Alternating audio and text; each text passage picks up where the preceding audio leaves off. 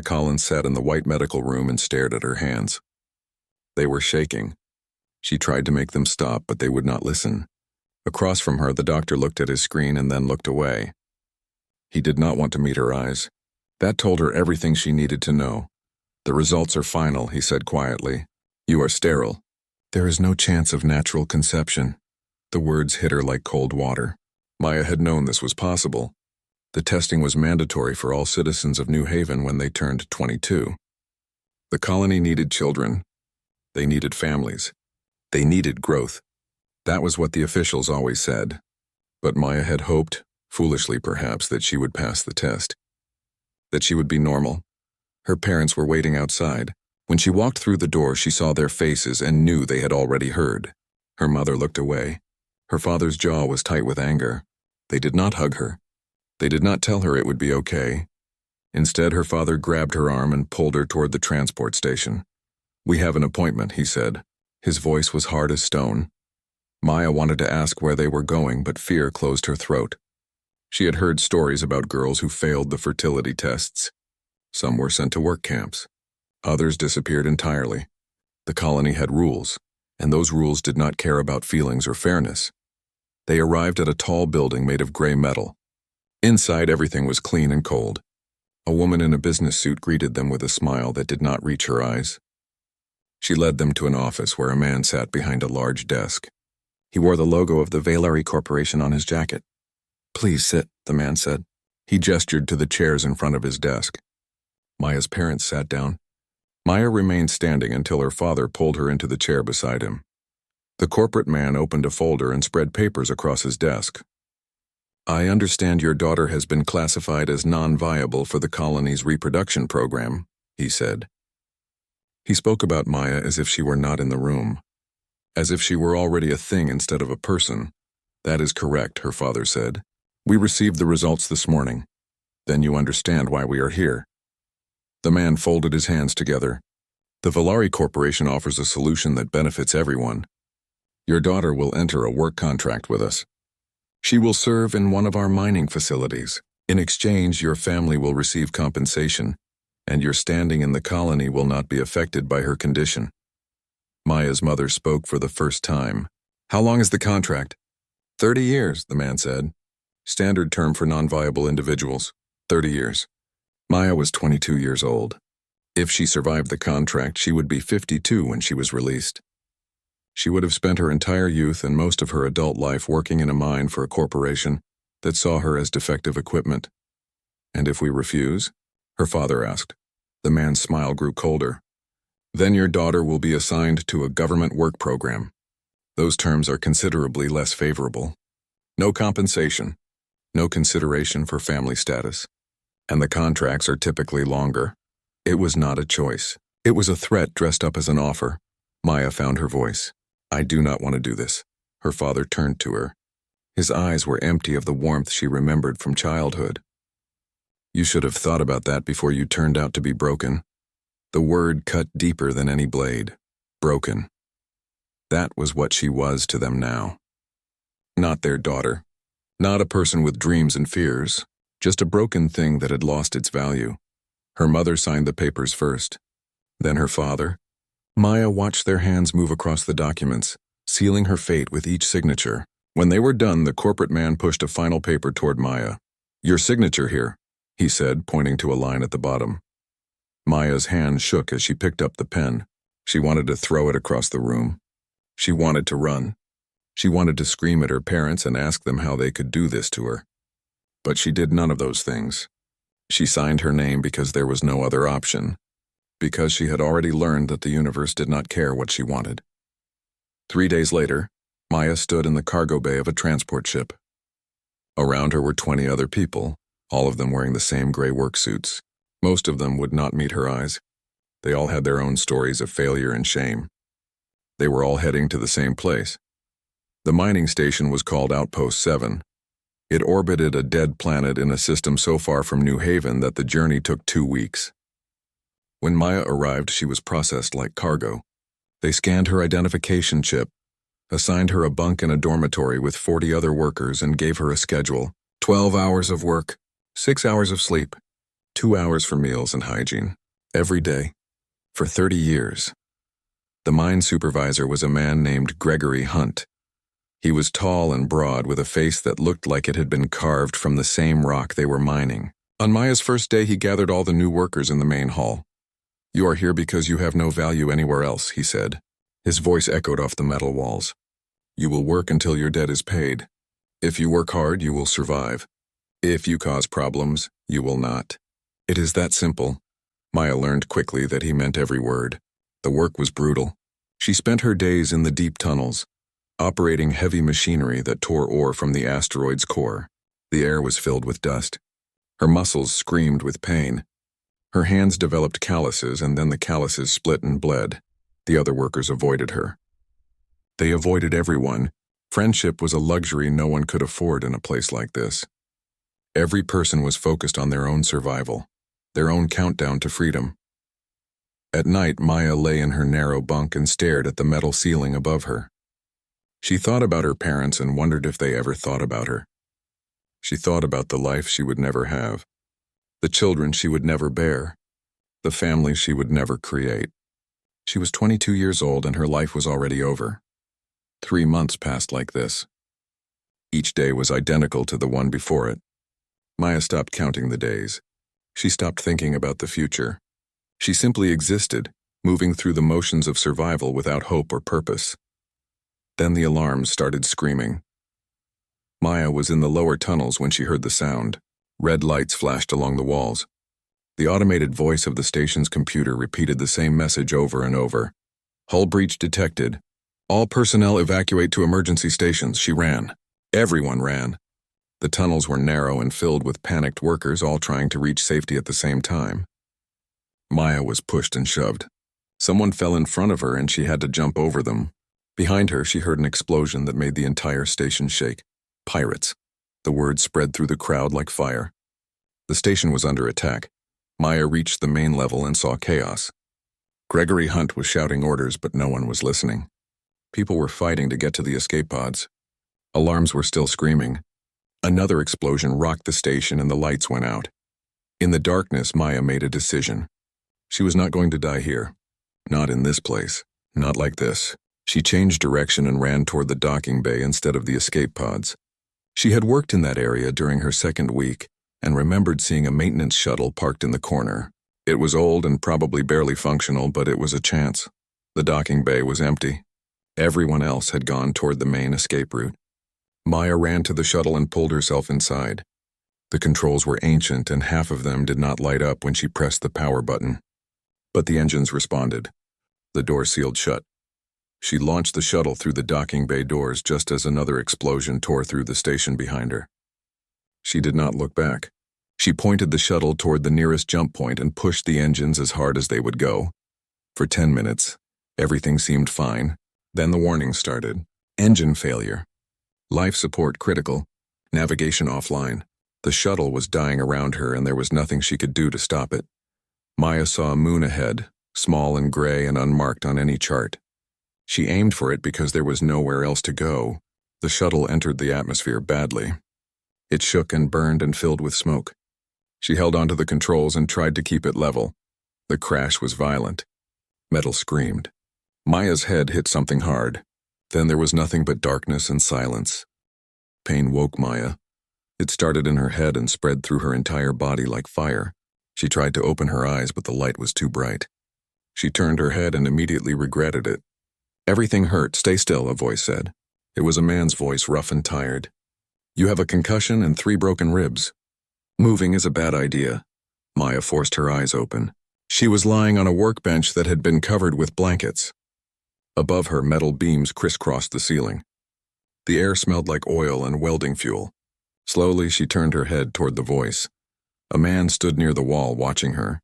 He looked to be in his mid-30s with dark hair that needed cutting and a beard that had not been trimmed in weeks. He wore old work clothes covered in grease stains. His eyes were careful and cold. "Where am I?" Maya's voice came out as a whisper. "My workshop," the man said, "on a moon that does not have a name. You crashed about 200 meters from here. I pulled you out before your shuttle exploded." Maya tried to remember the crash, but everything after hitting the atmosphere was a blur of noise and pain. "Thank you," she said. The man did not respond. He picked up a scanner from a nearby table and ran it over her body without asking permission. "The broken ribs will heal on their own if you do not do anything stupid. The concussion is mild. You are lucky? I do not feel lucky. You are alive. That is more than most people get." He put the scanner down and crossed his arms. "I patched up your injuries. You can stay here until you are healed enough to move.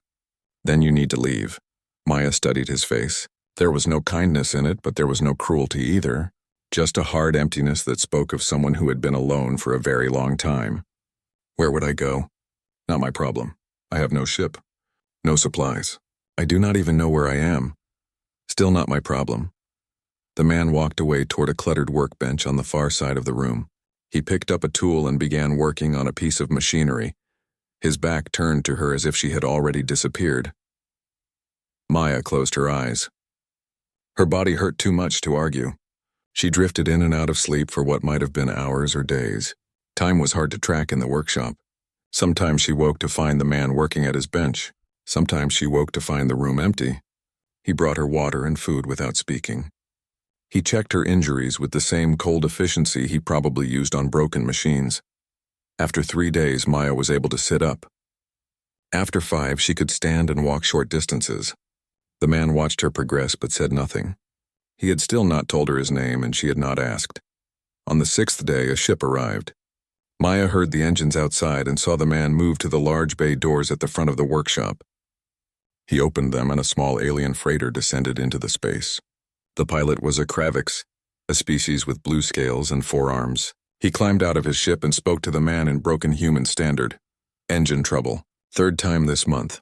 The man nodded and moved to examine the freighter's systems. Maya watched from the corner where she had been organizing spare parts, trying to make herself useful.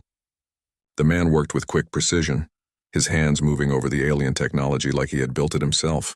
Within an hour, he had located the problem and begun repairs. The Kravix pilot sat nearby and did not ask questions. When the work was done, the pilot paid in credit chips and left without ceremony. The man pocketed the payment and returned to his own projects as if nothing had happened. That night, Maya finally spoke. "What is your name?" The man did not look up from his work. "Jake, I am Maya. I know. I read your identification chip when I pulled you out of the wreckage. Then you know what I am, what I was." Jake's hands paused for just a moment before continuing. "I know you were running from something. Most people who crash on nameless moons are. The corporation I was contracted to owns me for 30 years. They will be looking for me, not here. No one looks here." Jake set down his tools and finally turned to face her. "This moon is off the charts. I made sure of it. Ships only come here because other ships tell them about it. Word of mouth. No official records. That is why I chose it. Why?" Maya asked. "Why do you live like this?" Jake's expression hardened. "Same reason you do not want to be found. Everyone here is running from something." He turned back to his work and Maya knew the conversation was over. But something had shifted. He had acknowledged her presence as more than just an inconvenience. It was a small thing, but it was something. Over the following weeks, Maya healed and Jake allowed her to stay. She began helping with the work. At first just organizing tools and parts, then cleaning the workshop and eventually assisting with simple repairs. Jake did not ask her to do these things and he did not thank her when she did them. But he stopped talking about her leaving. The workshop became familiar. Maya learned where everything was kept. She learned which tools Jake preferred for different jobs. She learned to recognize the sound of approaching ships and which species were likely to need what kind of repairs. Jake worked long hours and expected her to do the same. They rarely spoke beyond what was necessary for the work, but Maya did not mind the silence. It was better than the mine. Better than the screaming alarms and the endless tunnels and Gregory Hunt's cold voice telling her she had no value. Here, at least, she was allowed to exist without being reminded of her failures. One evening, Jake received a complicated repair job on a navigation system from a passing trader. The system was old and had been modified so many times that the original design was barely recognizable. Jake spent hours trying to trace the various circuits and connections, growing more frustrated with each passing minute. Maya watched him work and finally spoke. "The power coupling is reversed." Jake looked up. "What?" "The power coupling. Someone installed it backward. That is why the system keeps resetting." Jake stared at the navigation unit, then at Maya, then back at the unit. He grabbed a light and examined the coupling more closely. His jaw tightened. You are right. He fixed the problem in 10 minutes. When the system powered up correctly, he sat back and looked at Maya with something that might have been respect. How did you see that? I worked on similar systems at the mining station. They had the same problem because nobody wanted to buy the correct parts. They just made the wrong parts fit. Jake nodded slowly. After that, he started asking for her opinion on repairs. Then he started showing her how to do more complex work. Maya learned quickly. She had a good memory and steady hands. More importantly, she was not afraid to admit when she did not understand something. Months passed. The workshop became a routine. Ships came and went. Jake and Maya worked side by side, their movements synchronized by repetition. They still did not talk much about personal things, but the silence between them was no longer uncomfortable. It was the silence of two people who understood that some stories were too painful to share. Maya was organizing spare parts in the storage room at the back of the workshop when she found it. The wall panel looked like all the others, but when she moved a stack of containers aside, she noticed that the edges did not sit flush with the frame. She pressed on it experimentally and the panel slid open. Behind it was a small hidden space. Inside were 4 cylindrical pods, each about a meter long. They were made of smooth white material and had small windows near the top. Blue lights blinked slowly on control panels at the base of each pod. Maya stepped closer and looked through one of the windows. Her breath caught in her throat. Inside the pod was a child, an alien child with fur the color of rust and small pointed ears. The child's eyes were closed. It was sleeping or maybe something else. Maya could not tell. She checked the other pods. Each one held a child. 2 appeared to be female, 2 male. They all had the same rust-colored fur and delicate features. They were beautiful and heartbreaking and completely unexpected. Step away from them. Maya spun around. Jake stood in the doorway to the storage room. His face was pale and his hands were clenched into fists. He looked more afraid than angry. Jake, what is this? Who are they? I said step away from them. Maya did not move. She looked from Jake to the pods and back again. These are children. Why do you have children hidden in your workshop? Jake's shoulders sagged. All the energy seemed to drain out of him. He leaned against the doorframe and closed his eyes. Because I did not know what else to do with them. Jake sat on the floor of the storage room with his back against the wall. He looked tired in a way that had nothing to do with physical work. Maya sat across from him, waiting. The blue lights from the cryopods blinked steadily between them, counting seconds in silence. 6 months ago, a ship crashed about 5 kilometers from here, Jake finally said. His voice was quiet. It was a Filari transport. The distress beacon was active, so I went to investigate. By the time I got there, everyone on board was dead except for these 4. He gestured toward the pods without looking at them. The crew had been attacked by slavers. They fought back, but there were too many. The captain managed to activate the emergency protocols before she died. The children were sealed in a cargo hold, hidden behind false panels. The attackers never found them. Maya looked at the small faces visible through the pod windows. Filari, she said softly. She had heard of them but never seen one in person. They were known as a peaceful species, intelligent and deeply emotional. They are just babies.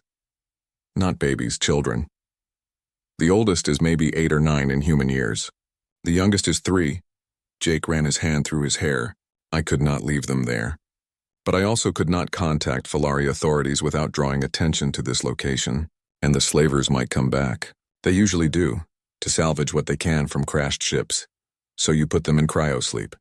It was supposed to be temporary, just until I figured out what to do. Jake's laugh was bitter. 6 months later and I still have no answer. I cannot wake them up because I do not know how to take care of them. I cannot keep them frozen forever, and I cannot send them away without risking their lives or my own. Maya studied the man across from her. She had thought she understood him, but this changed everything. Jake was not just running from his past. He was carrying the weight of 4 lives he had saved but did not know how to help. Wake them up, Maya said. Jake's head snapped up. What? Wake them up. We will figure it out together. You do not understand. I am not a parent. I do not know anything about raising children, especially alien children. I can barely take care of myself. Maya leaned forward. And I was told I have no value because I cannot have children of my own. But there are 4 children right here who need someone. Maybe we are not the right people for this. Maybe we will make mistakes, but at least we will try. That is not good enough. It is better than leaving them frozen. Maya's voice was firm. You saved their lives once. Now you need to give them a chance to actually live those lives. Jake stared at her for a long moment. She could see the conflict in his eyes, the fear battling against something else. Finally, he nodded. If we do this, there is no going back. Once they are awake, we are responsible for them. Do you understand that? Yes, then we start tomorrow. I need time to prepare. Jake spent the rest of that day and most of the night researching everything he could find about Falari children. He downloaded medical databases, cultural guides, and dietary information. Maya helped him convert part of the workshop into a living space, moving equipment aside to make room for sleeping areas and storage. They woke the oldest child first. Her name, according to the ship's records, was Lyra.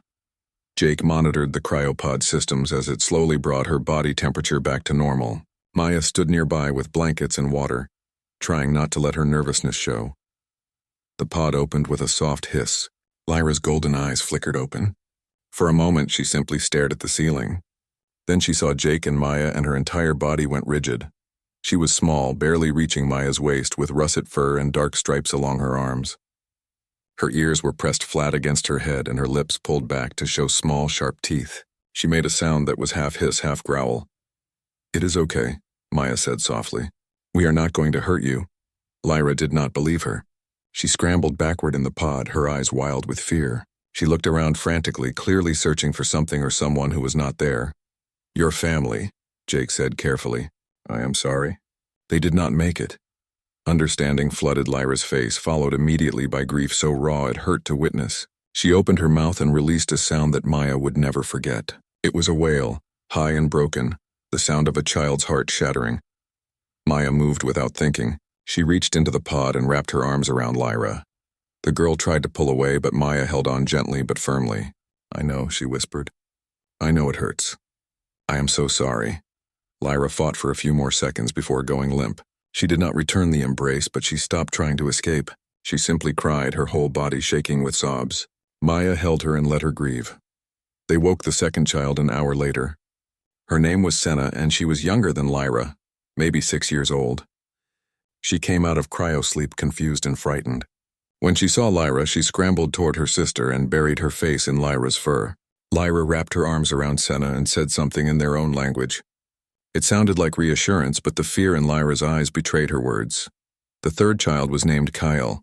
He was perhaps 5 years old with lighter fur than his sisters. When he woke and realized what had happened, he simply started crying and did not stop. He cried for his mother. He cried for his father. He cried until his voice was hoarse and his eyes were swollen.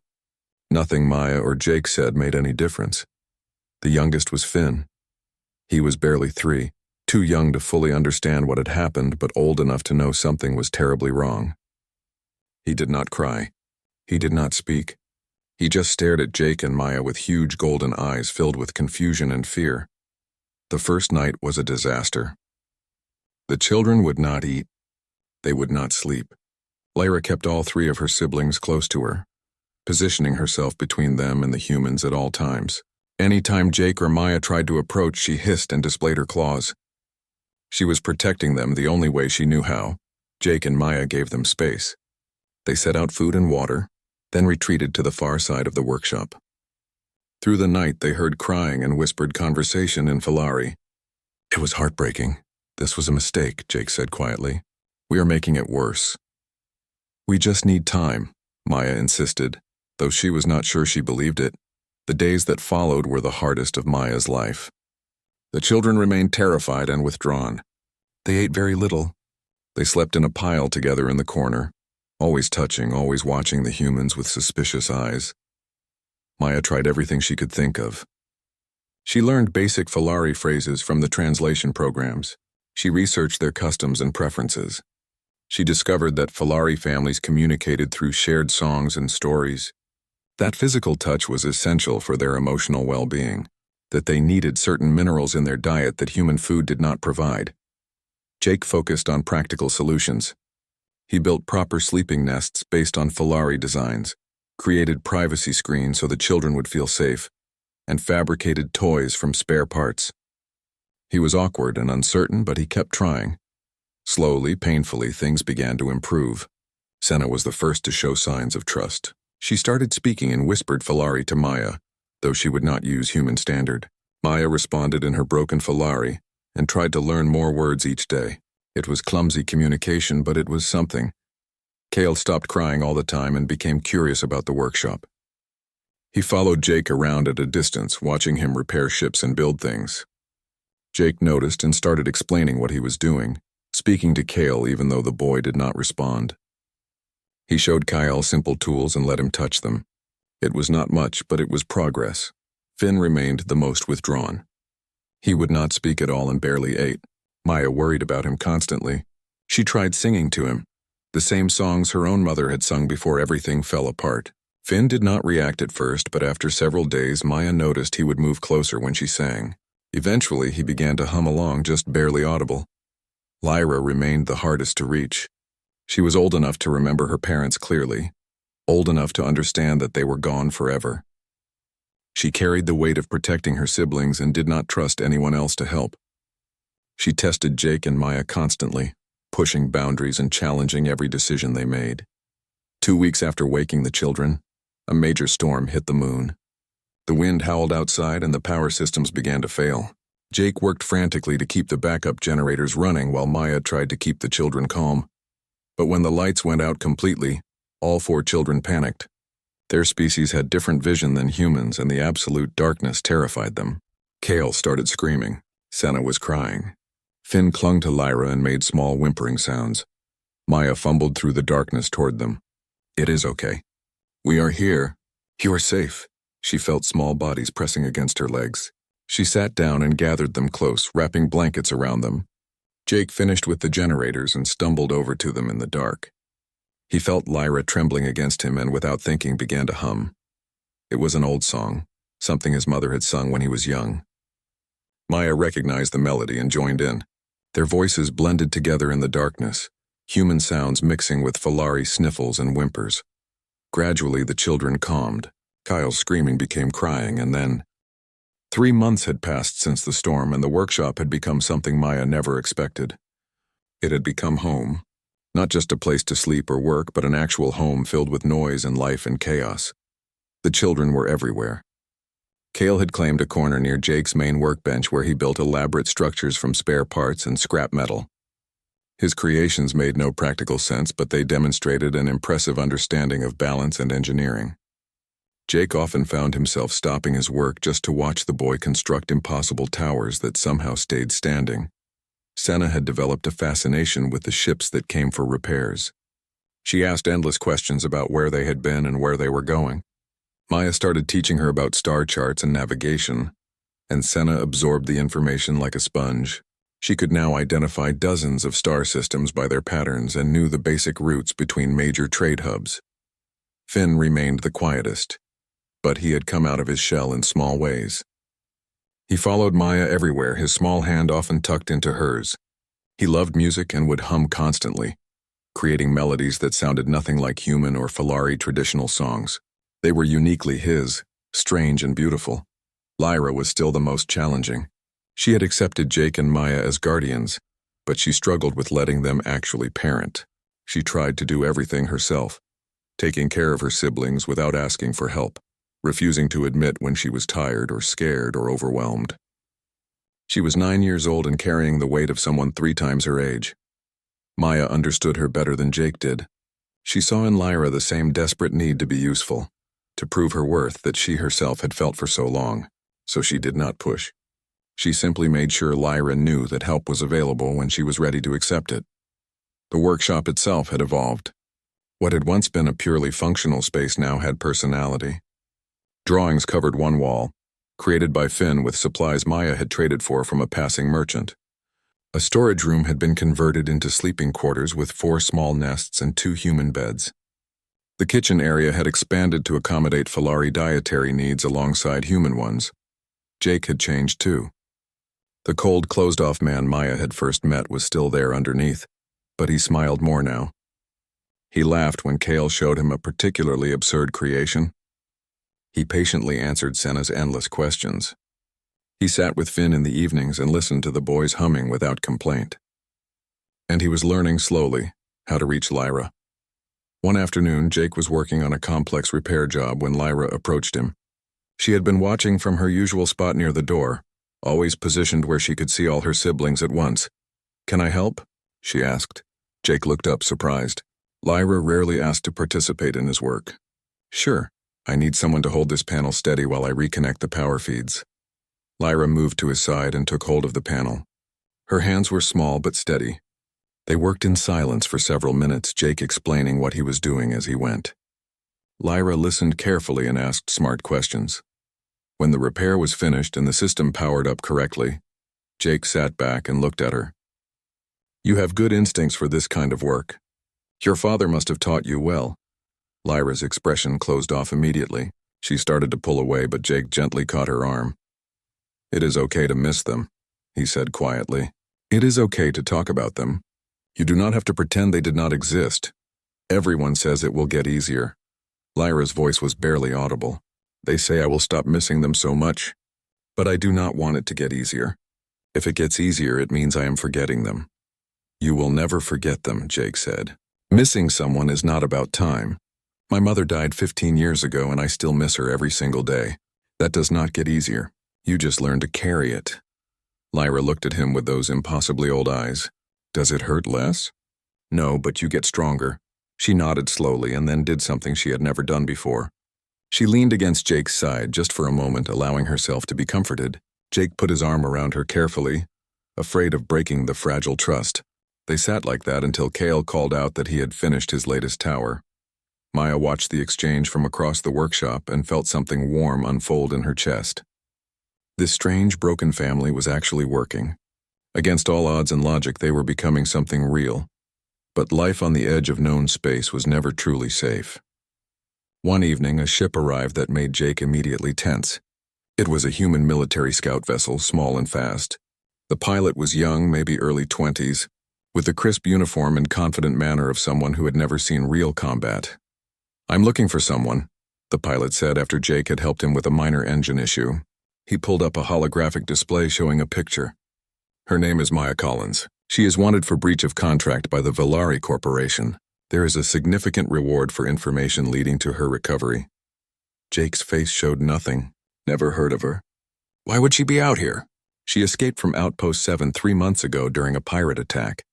Her shuttle's last known trajectory put her somewhere in this sector." The pilot looked around the workshop with obvious suspicion. "You are pretty isolated out here. Perfect place for someone to hide." "Lots of people hide in isolated places," Jake said evenly. "That is why they choose them. But I make it a policy not to ask questions about my customers or anyone else. Bad for business." The pilot stared at him for a long moment before nodding. "If you see her, there is a comm code on that hologram. The reward is substantial. I will keep that in mind." After the pilot left, Jake found Maya in the back room with the children. She had heard everything through the workshop's open layout. Her face was pale. "They are still looking," she whispered. "Of course they are. You are their property according to their contracts." Jake's voice was angry but not at her. "That pilot will file a report saying he checked this location. It will buy us some time but not forever. I should leave. I am putting all of you in danger." "No." The word came from Lyra. She was standing near her siblings, her small body rigid with determination. "You are not leaving. We already lost our family once. We are not losing it again." Maya's eyes filled with tears. "Lyra, you do not understand. I understand that you and Jake saved us. I understand that you take care of us even though you did not have to. I understand that this is our family now." Lyra's voice was fierce. "And families do not leave each other." Senna and Kyle nodded in agreement. Even Finn moved closer to Maya and took her hand, his way of showing support. Jake met Maya's eyes over the children's heads. "She is right. We figured this out together. That is what families do." Maya wanted to argue, to explain all the reasons why she should go, why her presence put them at risk. But looking at the faces around her, human and Falari, scared and determined and hopeful, she could not make the words come out. "Okay," she finally said. "Together." The next few weeks were tense. Jake installed better security systems and warning sensors. He made sure the children knew what to do if strangers arrived unexpectedly. Maya stayed out of sight when ships came for repairs, letting Jake handle all the interactions. But life continued. The children still played and learned and grew. Senna started teaching Finn to read using both human and Falari texts. Kale convinced Jake to let him help with actual repairs instead of just watching. Lyra slowly began to relax, to trust that maybe this time the people she loved would not disappear. One evening, Maya was putting Finn to bed when he spoke for the first time in human standard. His voice was small and uncertain, but the words were clear. "Mama?" Maya's breath caught. "What did you say?" Finn looked up at her with his golden eyes. "Are you my mama now?" Maya felt tears sliding down her face. She sat down next to his nest and pulled him close. "If you want me to be, I do. And Jake is Papa, if that is what you want." Finn nodded against her shoulder. "Good. I was worried I would not have a mama and papa anymore." Maya held him until he fell asleep, her heart so full it hurt. When she emerged from the sleeping quarters, she found Jake sitting at his workbench with his head in his hands. Lyra was sitting next to him, talking quietly. "They called Maya Mama," Lyra was saying. "And they call you Papa when you are not listening." "Senna told me. I am not their father," Jake said, but his voice lacked conviction. "No, you are not our birth father, but you are the person who feeds us and protects us and teaches us things. You are the person who holds us when we have nightmares and fixes our toys when they break. What else is a father supposed to do?" Jake looked at the girl beside him. "I do not know how to do this right. I do not know how to be what you need." "Nobody knows how to be a parent before they become one," Lyra said with the wisdom of someone far too young to have it. "My father told me that once. He said he and Mama learned by trying and making mistakes and trying again. That is all you have to do." Jake pulled Lyra into a hug, something he rarely did. She allowed it, wrapping her small arms around him. "When did you get so smart?" "I have always been smart. You just did not notice." Jake laughed, and the sound was lighter than anything Maya had heard from him before. She realized in that moment that they had all changed. They had arrived at this workshop as broken, damaged people, and somehow they had. 6 months had passed since the military scouts' visit, and Maya had almost allowed herself to believe they were safe. The children were thriving in ways she never imagined possible. Lyra had started smiling again, real smiles that reached her eyes. Senna could now navigate basic star charts and dreamed of becoming a pilot someday. Kale had built a functional communication device from spare parts, much to Jake's impressed surprise. And Finn sang constantly, filling the workshop with melodies that made everyone stop and listen. Jake had fully transformed into the role of parent, though he would still deny it if asked directly. He taught the children about mechanics and engineering. He made sure they understood both human and Falari customs. He enforced bedtimes and homework and chores with the same dedication he applied to repairing ships. He was strict but fair, and the children responded to his steady presence with trust and affection. Maya had found her own place in their family structure. She was the one who kissed scraped knees and dried tears. She told stories before bed and helped with difficult homework. She taught the children to cook both human and Falari dishes. She made sure everyone felt heard and valued. Where Jake provided structure, Maya provided warmth. Together, they made it work. Then one afternoon, everything changed.